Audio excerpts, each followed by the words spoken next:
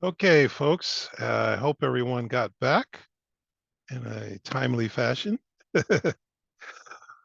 All right, we are joined. We're very fortunate to have Steve Goodgame, K5ATA, the Education and Learning Manager from ARRL, the National Association for Amateur Radio, to talk to us about scholarship programs. It's really good to actually see you, Steve. It's uh, so take it away. All right, thanks, Jesse. And yeah, we've talked a bunch, but I've never actually seen you in person, or I guess in e-person. Um, so as Jesse said, my name's Steve Goodgame, K5ATA. I am the Education and Learning Manager at ARRL. I've done this for, I guess, a couple years. I taught school for 21 years before coming to Connecticut. It's a different world up here. I'm from down south. So things are definitely a little different up here. But part of what we wanted to talk about today was scholarship opportunities for amateur radio operators and such. So if you could, Jesse, I have a couple websites to share. If You I should have, be able to share. You should be able to let me share see, screen. share. Here we go.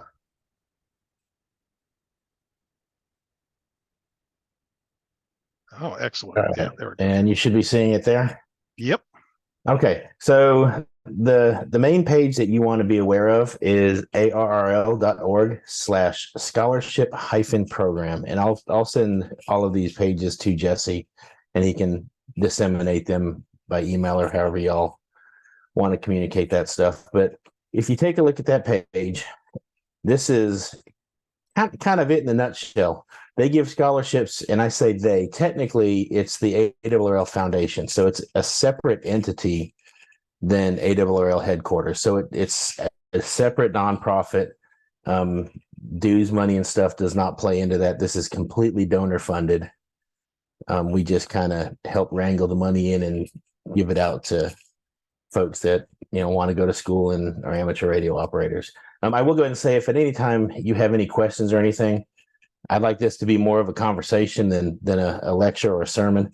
So, feel free to pipe up, raise your hand, or whatever your normal protocol is. And if Jesse, you'll help me field those, that would be great. But they give scholarships ranging from $500 to $25,000. Those are annual scholarships that you can reapply for each year. And that's one thing that a lot of people don't Oh, realize, that oh, for that first year, you get $25,000, let's say. And then year two of college, the scholarship period opens up, I want to say November, late October. It'll probably be on this page. So you can apply for the next year's funding. So realistically, you could get several years of $25,000 scholarships to go to school. Now, I don't know where everybody lives that's in this call. I know that my daughter got a scholarship from this program last year, and she goes to the University of Mississippi. And a $25,000 scholarship covers the entire cost, including residential costs and everything, for 1 year. So she doesn't have to pay. Now, she actually didn't end up needing all. She used that money to apply to a second major because she got a different scholarship that gave her a full ride, except for a different major. So she's double majoring. So she's not applying for any future ones until she goes for her master's, which that's another thing to keep in mind. You don't just have to be going for your bachelor's degree or your associate's degree or anything. I've got one of my Teachers Institute instructors is actually getting his PhD on one of these scholarships. So it's an amazing program. The only thing that technically you have to do is be a licensed amateur radio operator. Now, just being licensed does not automatically qualify you or get you that $25,000 scholarship. So there are a few little tips and tricks that I want to share with you to kind of make yourself look better in front of the board. And I only know these honestly because my daughter went through the interview process. I kept my hands 100% off of it, even inquiring, because I knew my daughter was was applying for it last year. And like I said, it's a whole separate board. Most of them are not even, I think a couple of their board members are also ARRL board members, but I think most of them are just separate volunteers. So I'm going to go and click through a couple of pages, a quick summary of all the different scholarships that there are. And I'm just going to scroll quickly. You'll see there are a lot of scholarships here. You can, each one of these, when you go to this page, and all of these pages link off of that main page that I told you about earlier, you can click the little plus next to it. Tells you how much the scholarship is, and then any of the requirements. A lot of them do have fields of study that they are interested in you going into. So if you're looking into going to some STEM field or something, make sure you look at that. Like this one, for example, if I were going to major in English education, that wouldn't work. But if I'm going to one of these other ones, you can definitely do that. And so, you have to be strategic about this. Now, Jesse, I don't know, what is the age range for the folks in here? Are they high school folks? Who am I talking to? 18 to 20. So these are folks that are potentially already in school. So, which is good to know, it's not too late. You may not have gotten one last year, but you can get one next year because the scholarship period is actually just opening up here in the near future. The big money scholarships generally all fall into this one, the amateur radio digital communication scholarships. They fund, and I'm sure you guys have heard of them. Yep. They fund a huge amount of these scholarships for us. Great organization. So, I work with them very closely on a lot of projects that we're working on. I know Jesse works with them. They do great work and they believe in this. So you can see they're giving $25,000 scholarships away, for $15,000, et cetera, et cetera. Their requirements, you have to have been a licensed amateur radio operator for 1 year prior to the date of your submission. So that's one thing that you need to make sure of. So if you got your license a year ago, before the deadline for the application period, you're good to go. You had to have had your license for a year. So if not a huge deal. Just apply next year. There's more money in the pot, or there will be by next year. I will go ahead and tell you a couple of tips here. All of these big money scholarships go to, and it's not a requirement of theirs. It's just I went through each and every one of these. I travel around the country talking to, what we consider youth and amateur radio, which I call anything under 26. So, those are your folks that are generally still in college, maybe just out of college, high school, et cetera. And I tell them most of these, after I went through every single one of them, went to either a general class licensee or an extra class licensee. Your technicians got a lot of these other smaller ones, but I didn't see a single one technician that got any of the big money ARDC scholarships. Now that's not to say you can't, but generally speaking, I guess they just didn't have a lot of technicians apply that were really truly vested in amateur radio, and that's what they're really looking for. They're not looking for a license class as much as they are looking for folks that are truly engaged and passionate about something in amateur radio. It doesn't have to be what Jesse likes to do. It doesn't have to be what I like to do. It doesn't have to be what anybody else that you talk, as long as you're doing something that you like in amateur radio, and you can basically verbalize and describe that and say why you're passionate about that, then they're going to listen to you and give you that opportunity. Examples, you don't have to have a general class license to be a high altitude balloon launching person. You can do a lot of APRS stuff without, with just a technician license. The trick is you have to be really, really engaged in doing that. My daughter got her scholarship. At the time, she was a general class licensee, and she was only a general because she got tired of using Daddy's call sign when we did Parks on the Air. And so she finally one day looked over and said, when can I use my call sign? I said, when you upgrade. And the next week, boom, she was a general. She said, my turn. And, now I was fortunate. I had the opportunity to have her intern for us while she was up at headquarters or up here during her summer, and she got her extra class. So Um, all that to say, her thing when they called, and what these folks do is they read all the applications and your references, and they set up Zoom interviews, kind of like Jesse and I are talking now. And they just basically, what they asked her was, tell me what you like about amateur radio. Very open-ended. They didn't lead her down any trails. She talked about Parks on the Air, how it was a family thing for us, how mom, dad, and her would go camping. They finally shut her up at about 30 minutes and said, okay. And that's her thing. She likes nothing else to do with amateur radio. I mean, she does know Morse code. She learned it during the wonderful 2020 COVID year when Long Island CW Club offered it free to kids. She got on there and learned CW. She doesn't really enjoy it, but she knows it. She's kind of sort of getting into a little FT8. But she's a POTA girl, and that's her thing, and that's okay. They gave her a scholarship for that. So whatever it is that you like to do, some of you as technicians may live near mountaintops. You can do SOTA with a technician license. You can very easily activate a summit with a handheld radio. Just get on, Simplex 146.52 or something and call CQ SOTA, and you can be into it that way too. So how are they going to know that you're actually engaged in what you're doing? And this is another thing that I tell kids. And, I go back and I see my former students every time I go back to Mississippi to help my kiddo. I taught school there, and I called my kids there my Padawans. And so I go hop into high school every now and then. The counselor's nice stuff that she pulls them all together for me so I can kind of give them an update, kind of like I'm doing for you on scholarship stuff. And I tell them, make sure you have a QRZ page and make sure you keep it up to date and don't delete anything. So when you're, let's say a 7th grader starts doing amateur radio stuff, and they're into fox hunting, and they have a couple little pictures of them fox hunting, and they have, little bits about what they like doing, and then they want to do something new. Don't delete the fox hunting. Just write it just like you do a blog.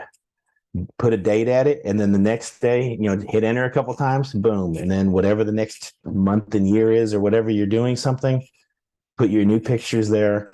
Let that paint a picture for that panel who's going to look at it. Because they have very little to judge us off of when we apply for these. They have a stack of papers. Everybody knows that you can get an essay written, relatively easily to sound good. We're not going to ask anybody who is going to give us a bad reference for a reference. So they're like, okay, well, those count a little bit.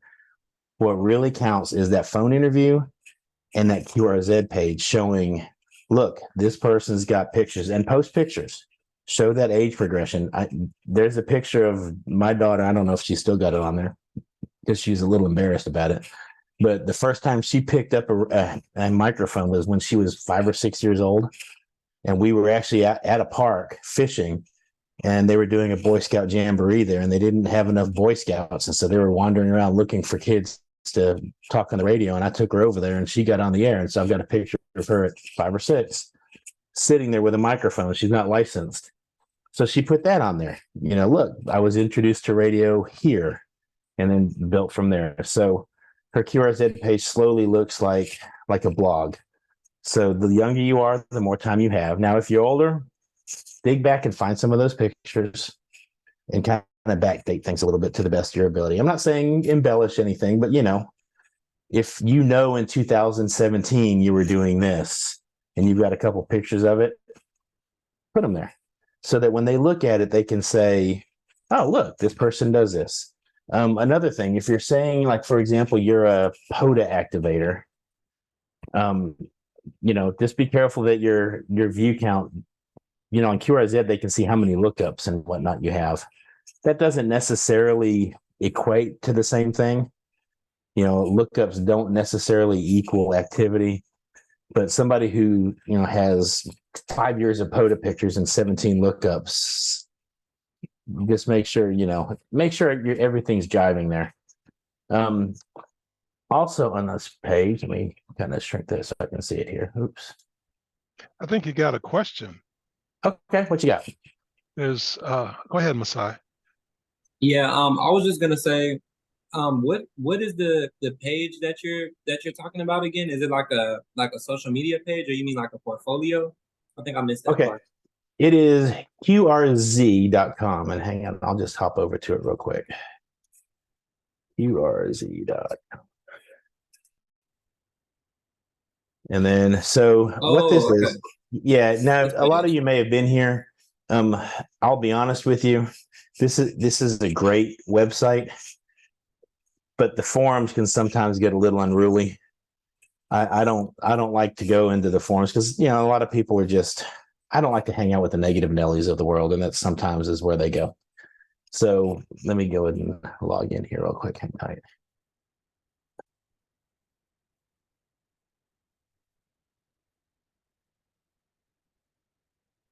And then KF5, let's see if she's updated it. Like, oops. So there's my daughters. And you can see, yep, she took that other one off of there. She updated it for some summer stuff she did.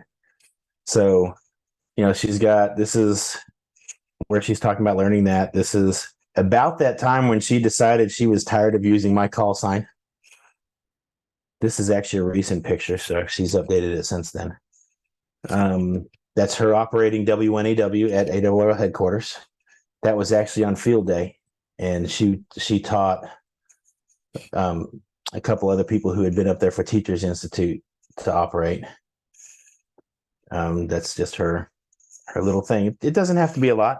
You can see she's got 3,800 lookups, so she's obviously pretty active now. In college, she doesn't have as much time as she wants. In fact, I just took her radios down there for her because she finally got an apartment instead of a dorm. So I just drove her radios down there last month.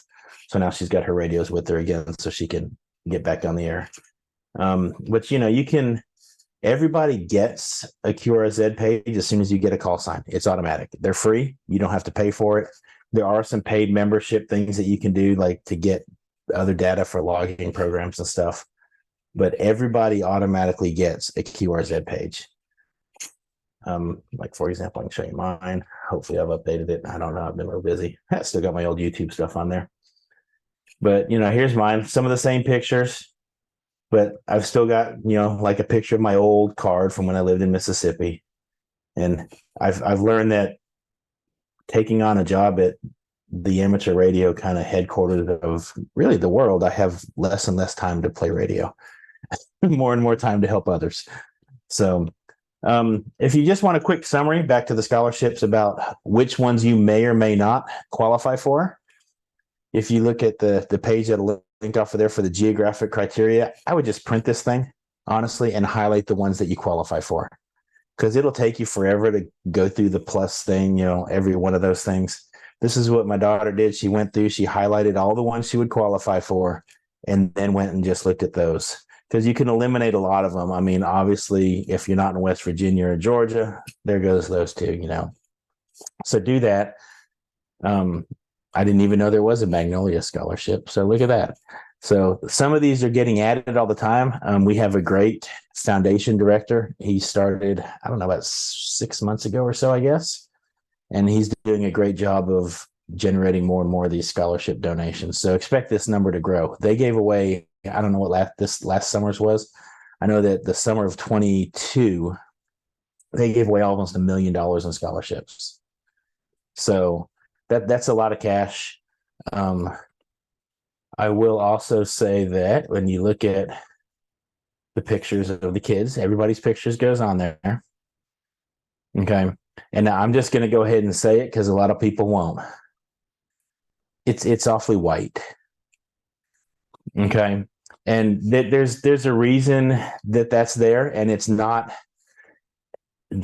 anything negative. I know the board. The fact is, there aren't a lot of people of color who are applying for these scholarships. I don't know if they don't know about it. That's part of why I'm out trying to talk to everybody, telling everybody about it. That's why I'm sharing with Jesse about how to spread the word out. But these kids, every one of them, and look at these. It's just page after page of kids. They got part of their college paid for. There is no top age for it. In fact, there's a guy on here. Where's Roy? There's a guy in here, that guy right there. He's like 66 years old. He like retired from the railroad, sir. He was like one of those guys that takes care of the crossing things and stuff on the railroad. He retired and he wanted to go back to school to learn to teach. And so he's finished his bachelor's in education and he's in his master's program now on a scholarship. Wow. So, there's nothing holding anybody back from doing this other than themselves. So, it's a matter of, like I said, knowing what scholarships you qualify for, getting on the air and getting active. I would tell you, I don't know if this group is licensed, non-licensed, if they're mostly Not yet. technician. There are a few techs. But so I would go ahead and tell you, and this may be contrary to what you tell them, Jesse. I don't know, but we'll find out in a second. When you take that technician test, if you pass it, take the general test right then. Take the test, because a lot of times, a lot of that material is very similar. The learning, a lot of the stuff is it's close. While it's still fresh in your head, go ahead and take it, because you never know. You might get it. And ideally, the ideal situation, it would be to learn the theory as you learn and take the test. That's certainly the ideal way to do it. However, don't turn down the opportunity to take the test just because you're like, well, I haven't studied for it. Take it. In fact, I'll go ahead and tell you, if you take it after your technician test and you pass the general test, I will send you the general book on my dime. I'll send you the general book to have as a reference, because that book is a great reference book too after you're done taking the test. So just, you get Jesse to shoot me an email, say, hey, so-and-so took the general. I'll send it to you so that you have that reference, so that you can catch up on what you missed in there. And when you have questions about how to do stuff, you have the material in your hand. I'm more than happy to do that. Yep. All right, good. Yeah, that's perfect. There's no contradiction at all. We had one young person in the previous cohort. She blew the technician out of the water, and they're like, you want to sit for the general? And she was like, yeah. She didn't get it the first try, but yeah. And like I said, it's not common that they get it, but you know what? You've got the shot. Mean, take the shot. Right. It took me 2 times. Actually. Yeah. It's take it, and at the very least, you've seen that test. You're familiar with kind of the rigor of the test going into the studying for the next one. Any other questions or any commentary?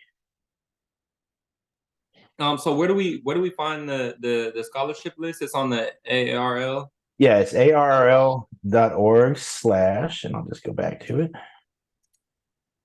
Scholarship-program. And so, as you guys are just studying for your technician, or maybe your technician studying for your general, start laying that groundwork now.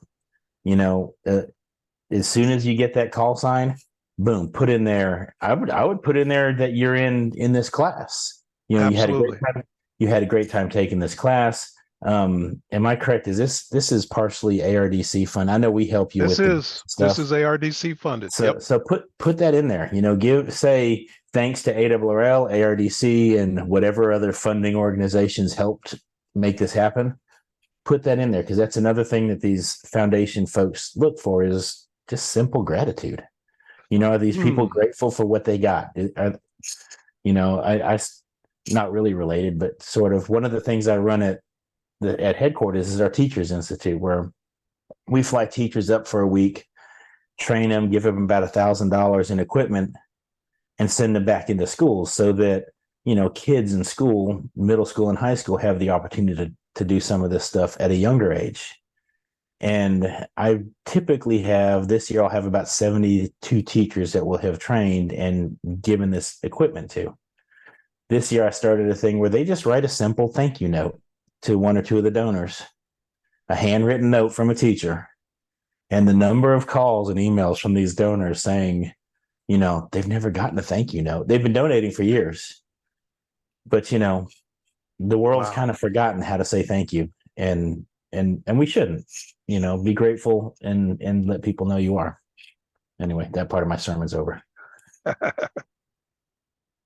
Any other questions or any advice you may need on things you might want to do to help?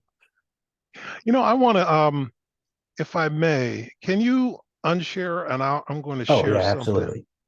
I'm going to share something here because it's related, and I didn't realize how related it is. So we have a scholars homepage for all the students in this class. In the scholars homepage is some language that we put in for people who are applying for scholarships also, but also primarily for internships. And this was developed by one of my coworkers. And so I'm gonna send this page because I have to send it to everyone now because it actually the web link got changed. But this might be useful in applying for the scholarships. Yep. But it doesn't mention the ARDC, and it should probably mention the ARDC. Yeah, So, yes, make sure you thank them. I mean, I thank them all the time. I mean, they've funded a lot of stuff, and they fund programs at colleges too. So if you're in a college, there may very well be an amateur radio program. That we have a collegiate amateur radio program that we're a part of, that we sponsor. And I say we're a part of, really, we're more kind of like I guess, the bill payers. We're the adults in the room. The kids, the students run it. And those meet in fact, it meets tomorrow night. And so we'll have 40, 50 college kids that come on, and they just have a Zoom call where they talk about, what they're doing at their school. They have special operating events. They have, some of their own. They have a Discord server. It's apparently we don't have it listed there. I'll get that on there. But they have. It's just a growing community of like-minded folks, because a lot of times there may only be a couple on a campus that you know of. So having that larger group that you feel like you're a member of, and then every year, like all of them that can make it to Dayton, the league, I say the league, it's actually Ed Snyder. He's the president of the Meriden Amateur Radio Club up here in Connecticut. His donations pay for this entire collegiate program. wow. So we take them out to a nice pizza place and drop them off, pay the bill ahead of time, and let them have a good time. And then we leave and let them be kids. So, we just basically, depending how many are there, we buy way more pizza than they could probably eat, and then they eat it anyway. And, they hang out and get to know each other, and they make those lifelong connections that, when they get back to school and they're like, well, I want to try doing this, they have somebody they can ask. That's great. I'm going to give you back control there. So, yep, I don't have anything else to share screen wise. So, Okay. Other than, like I said, I'd love to see some of y'all show up in QST as scholarship recipients. Jesse's very much aware. I'm the education guy for the whole country, and actually now for all of IARU Region 2. Oh, wow. I'm the IARU Region 2 youth coordinator. So that's everywhere from the top of Canada to the bottom of South America and all of the Caribbean islands. And somehow they threw Greenland in there. I'm not sure how Greenland made it in there, but I've got Greenland too. So I'm a busy dude, but I'm trying to spread amateur radio basically everywhere across the region. So I'm going to Puerto Rico to try to get it into South America, because there's another group of people that historically don't have those opportunities in school to access that stuff. So. Okay. All right. Well, that's great. This is great information. I have to admit, I asked specifically for you because I saw the same pictures you saw in ARRL, and I see it every year, and I'm like, really? So That was I'll be honest with you. When I got there, I'd seen the same pictures for years. When I got there September 6th, so it's been just over 2 years that I got there. One of the first things I did is I went into that development office and I was like, what's the deal here? Right. and they were very honest. There aren't applicants that are people of color. Right. And I was like, well, we're going to fix that. Yep. Because, I mean, I've got a guy that is helping me get into the city of Atlanta schools to get amateur radio into some of those inner city programs there. And so, the tide's turning. It's just a big ship, and it's, we have to present to everybody that this is an opportunity for everybody to learn. And basically it creates a global community where, race shouldn't play any factor in it at all. So Right. Agreed. Yeah. And the reason that's the reason why you're here. I was like, we need to pipeline this, because, and I think I've said it. I don't know if I said to this group, but I've said to previous group, don't leave the money on the table. Right. no, you know, you know, stick. Hey, the worst comes to worst, still say no. Yeah. So, in fact, so when I started here 2 years ago, there were actually scholarships that weren't funded. Like nobody applied for them.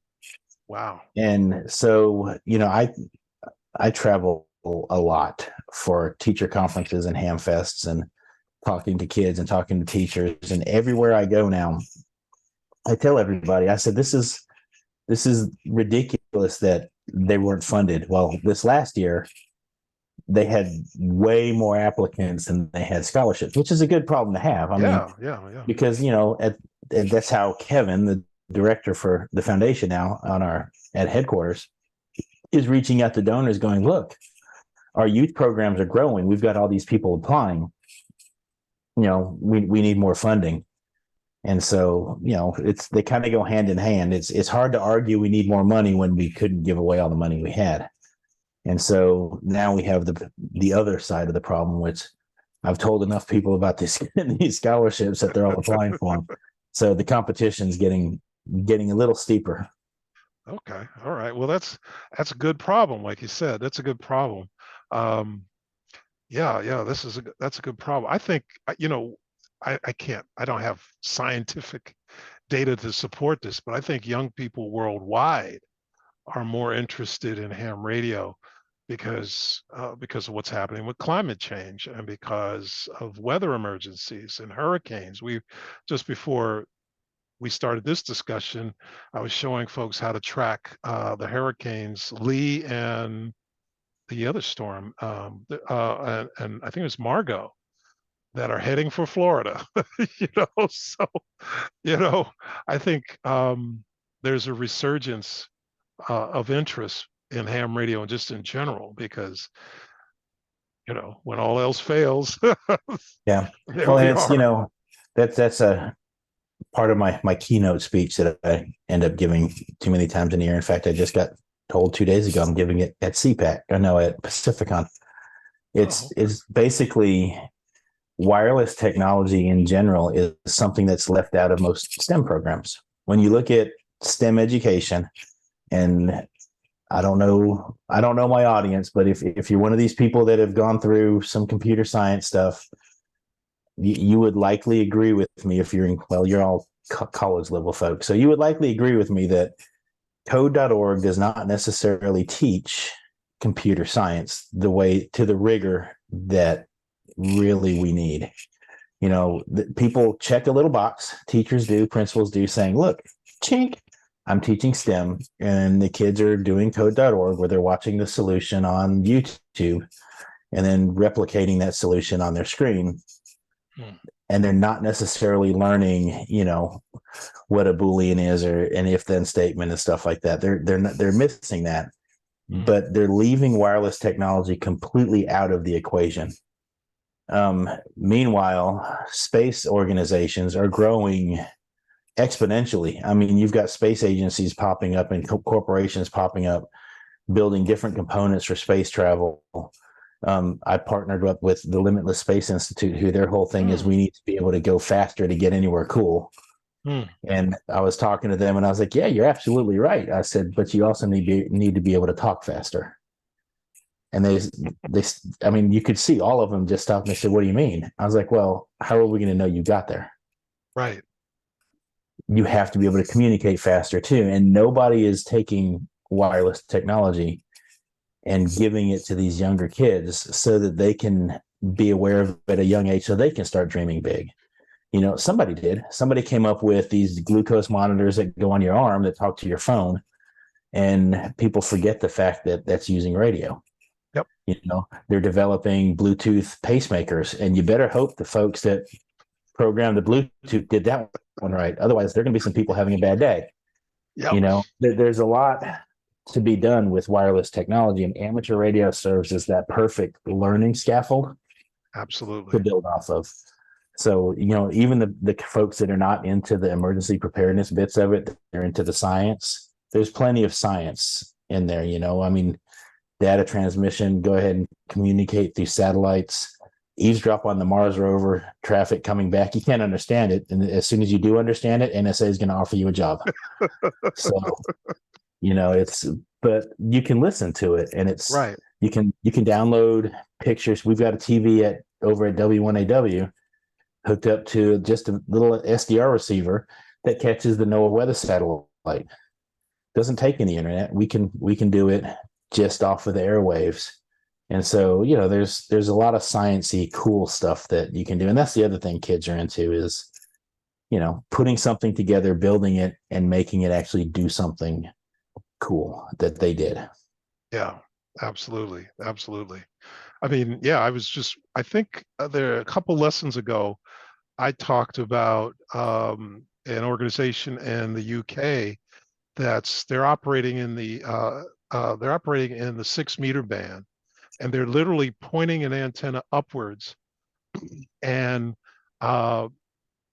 you can use a web SDR and listen to the pings from meteor scatter that come off of this system they've got set up.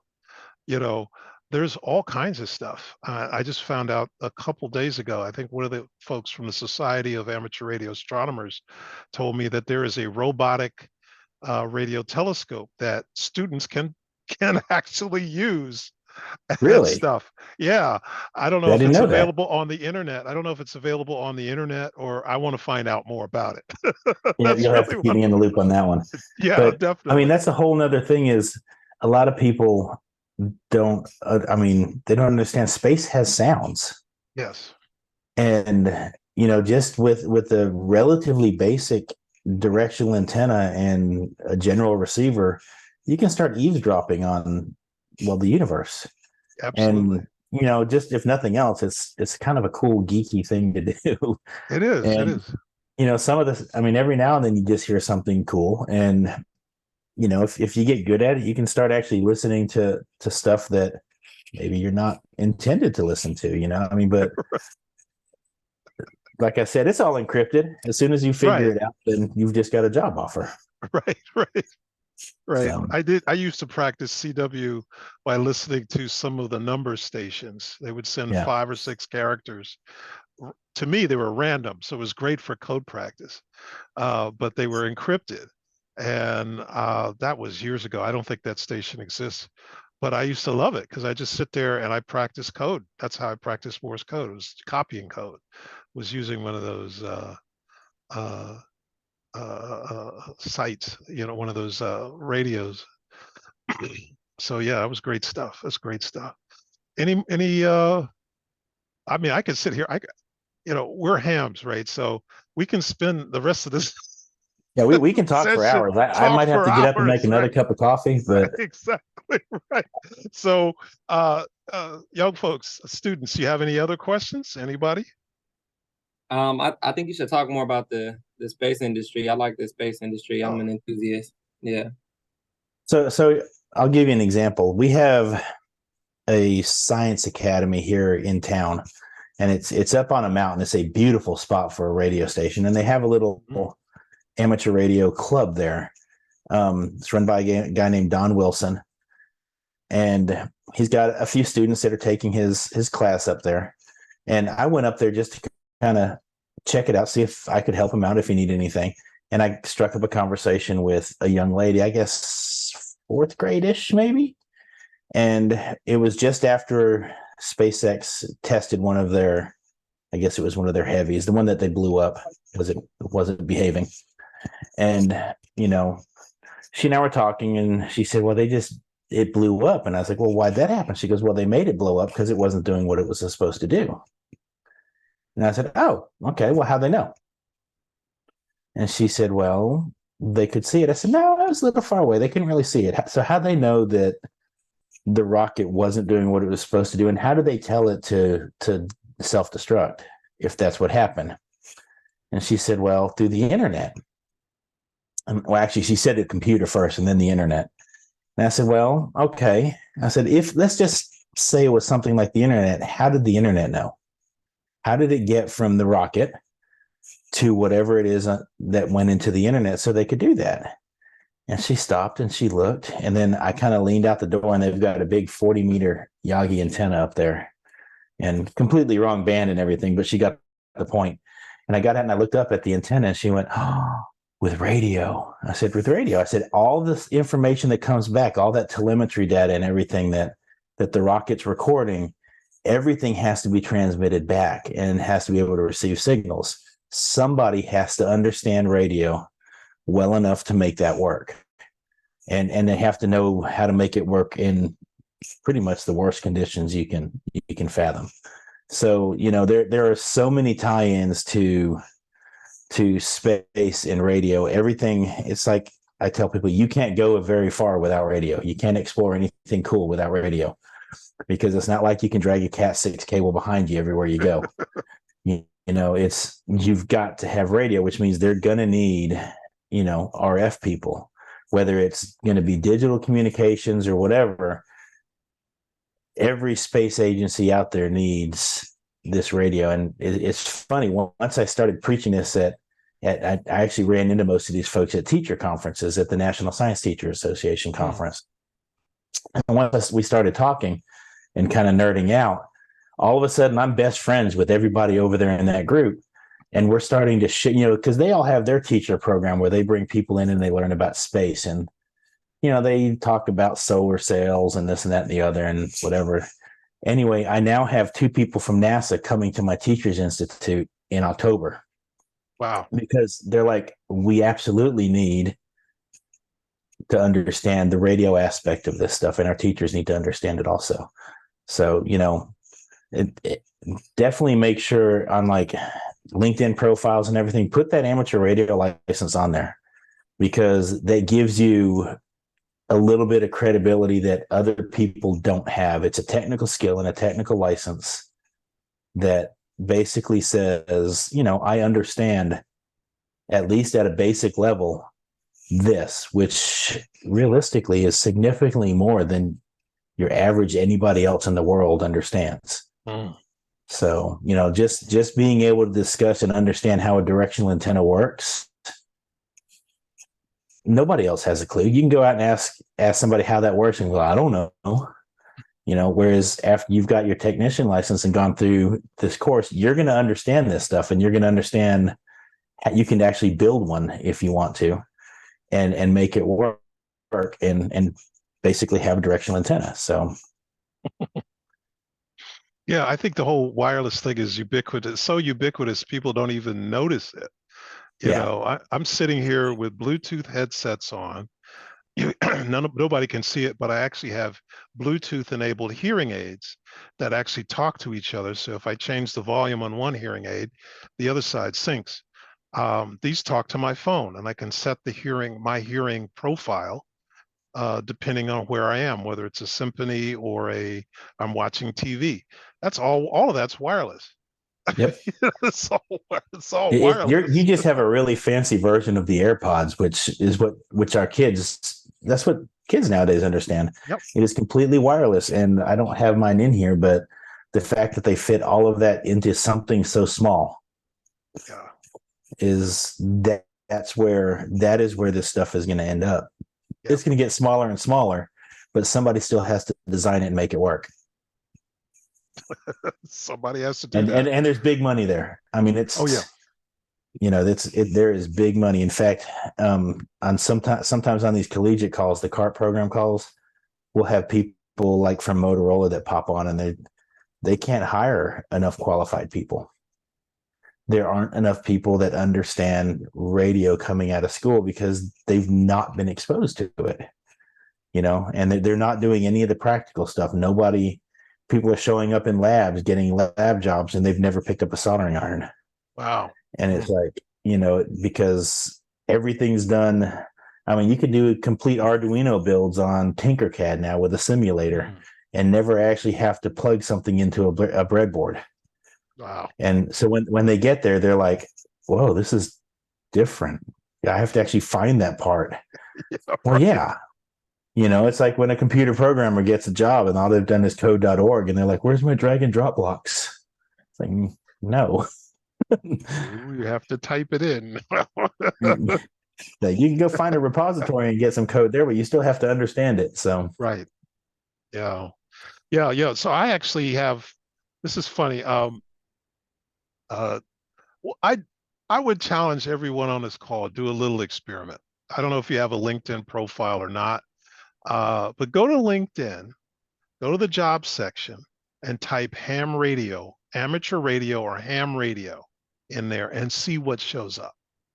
I have a saved job thing that I set up, jobs, I don't know what you call it, job detector or alert, the pointers. little, yeah, the alert. Yeah. Alert. I got a job alert that says ham radio, right? And I'd say every week there's like 5 or 6 or 7 different jobs in there. Some of them are directly related with RF. A lot of them are not, because they want people who understand how to handle things from an engineering standpoint. The ham radio call sign shows that you know how to learn. Right? Yep. And Which that's honestly big. is that's huge, because a lot of That's huge. people nowadays, a lot of them are forgetting how to learn. They're, Right. I'm a big proponent of use the tools that you have. Use, even teaching middle school. I didn't care if my kids used Google. I mean, just learn to use it responsibly and, tell me where you found your information, but I don't want you just copying and pasting. I want you to actually synthesize what you get, take it in and learn it, and then tell me what you learned. Right. So, Chat GPT is going to end up going the same way. I mean, it's a tool. Yep. Absolutely. It absolutely is a tool. So let's see. As I'm sitting here in my office, on the office side of my shack, bathed in all kinds of wireless devices and stuff. Right? Does anyone else have any other questions? Any other comments?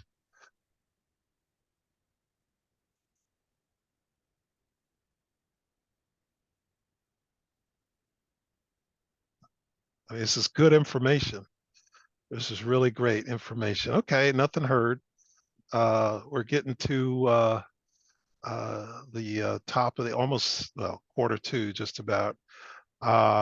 If there are no other questions, And if they come up with some, they can shoot me an email. It's just my call sign, K5ATA at ARRL.org.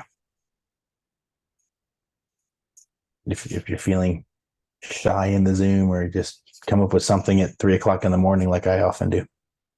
yeah, me too. I seem to get my ideas when I'm supposed to be asleep. So, well, this is actually past my normal bedtime, Jesse. So Oh, I normally go to bed at 8:30 because I'm up at 4 every morning. So, oh, wow. Ooh. but Well, okay. Well, I won't keep you then. no, I I've been drinking appreciate. coffee. I'll be up for a little while. Plus, I just bought Starfield, and I don't know if you're a video gamer, but Starfield's a pretty good game. So I'm Really? kind of, yeah, I've been playing it for a hot minute. I haven't been much for video games. But that sounds interesting. I thought you mentioned coffee, and I thought you were going to mention that coffee that some ham has been there. I saw this advertisement, I think it was on QRZ.com, for a ham who is a coffee brewer or coffee roaster. There are a few of them. In fact, there's a guy that, in fact, he's a cool guy. Every month I write a column in QST that focuses on one of our YouTube, the YouTube creators out there, and kind of what they do to help amateur radio. And there's a dude his name's Carlos. What's his last name? Ortiz, maybe. But his YouTube channel is Life at Terminal Velocity. And what he does is he does parachute mobile stuff. He jumps out of airplanes and talks on the radio on his way down. And so he was doing this over Dayton for Hamvention. And I was actually talking at a youth forum, and I had 100 or so folks in the forum. And one of the kids in there said, Carlos is going to jump at so-and-so time. If he jumps, would it be cool if we try to make contact? I said, sure. So, we had the radio on, and as soon as he said, okay, approaching the jump, boom, we all went outside. A couple of them worked them. Wow. But the next day he came to my booth, and it was just swarmed with youth because my wife travels with me and she helps me rake the youth in, because we kind of survey young folks to find out what they're interested in, so that I can gear my programs towards what they're interested in, instead of what a bunch of old guys like you and I think they're interested in. And good idea. he came by and he saw the kids and he's like, whoa, there's a lot of kids here. Anyway, he ended up doing a youth only jump where we didn't advertise the frequency he was going to be on. And he jumped and he only talked to kids on the way down. Oh man, that's great. And so, I mean, we had kids that weren't licensed, kids that just walking by, they're like, what are you doing talking to that guy? And you could see his parachute. And they're like, oh. And so they all talk. Anyway, so many kids talked to him. We had ARRL directors out there serving as control operators because a lot of them weren't licensed. Anyway, we ran out of kids finally, and then we started getting unlicensed grown-ups to try it too.